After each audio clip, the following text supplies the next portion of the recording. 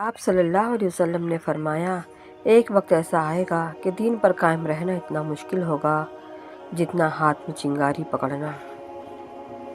رشتے کمزور ہونے کی سب سے بڑی وجہ یہ ہے کہ ہم انہیں نبھاتے کم اور آزماتے زیادہ ہیں۔ ضروری نہیں کہ کچھ غلط کرنے سے دکھ ملے، حد سے زیادہ اچھا ہونے کی بھی قیمت چکانی پڑتی ہے۔ جو شخص اللہ پر قیامت کے دن پر ایمان رکھتا ہو، اسے چاہیے کہ اچھی بات کہے یا خاموش رہے۔ میری امت کے تمام لوگوں کے گناہ اللہ بخش دے گا، سوائے ان لوگوں کے جو گناہ کر کے لوگوں کو فخر سے بتائیں کہ ہم نے یہ گناہ کیا ہے۔ 3 طریقوں سے پریشانی خوشی میں بدل جاتی ہے۔ خاموش رہنا، خاموش رہنے سے پریشانی کم ہو جاتی ہے۔ صبر کرنا، صبر کرنے سے ختم ہو جاتی ہے۔ شکر کرنا، شکر کرنے سے خوشی میں بدل جاتی ہے۔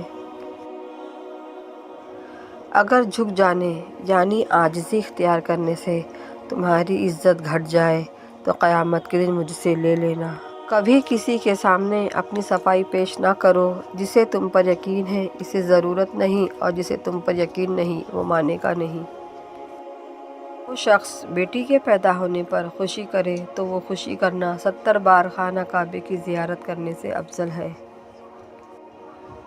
کبھی اپنے دوست کو سچائی کا امتحان نہ لو، کیا پتہ اس وقت وہ مجبور ہو اور تم غلط فہمی میں ایک اچھا دوست کھو بیٹھو۔ لوگ کہتے ہیں بھائیوں میں دوریاں اور نفرتیں پیدا کرنے میں خاص کردار ان کی بیویوں کا ہوتا ہے۔ ہر انسان کو یہ فکر تو ہے کہ مرنے کے بعد میری اولاد کا کیا ہوگا، لیکن کسی کو یہ فکر نہیں میرے مرنے کے بعد میرا کیا ہوگا۔ کچھ رشتے کرائے کے مکان کی طرح ہوتے ہیں، انہیں جتنا مرضی سجا لو، چمکا دو، دیکھ بھال کر لو، کبھی اپنے نہیں ہوتے۔ اگر دنیا میں تمہیں کبھی شدت سے غم ملے تو گھبرانا مت، میرے غم کو یاد کر لینا، تمہارے غموں کا وزن ہلکا ہو جائے گا۔ میری جنگ فقط یزید سے نہیں بلکہ ہر اس شخص سے ہے جو یزید جیسا کردار رکھتا ہو۔ جس نے اپنی ماں کا پیر چوما، گویا اس نے جنت کی چوکھٹ کو بوسہ دیا۔ زمین کے اوپر عاجزی سے رہنا سیکھو، زمین کے نیچے سکون سے رہ پاؤ گے۔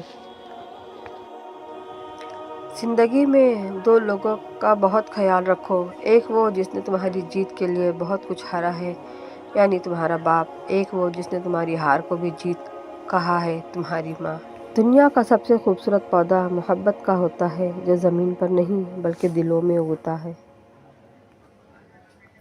نفرت گناہ سے کرو، گنہگار سے نہیں، شاید وہ آپ کی محبت میں آ کر گناہ کرنا بھی چھوڑ دے۔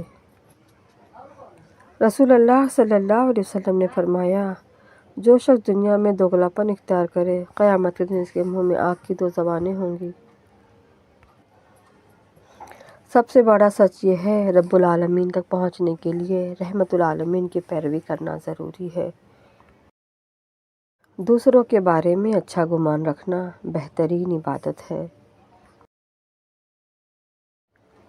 تو یہ مت سوچو کہ وقت نہیں ملا، سوچو کہ تم ایسی کون سی غلطی ہوئی کہ اللہ نے تمہیں اپنے سامنے کھڑا کرنا پسند نہیں کیا۔ جس نے اپنی نمازوں کی فکر چھوڑ دی، اللہ نے اس کی فکر چھوڑ دی۔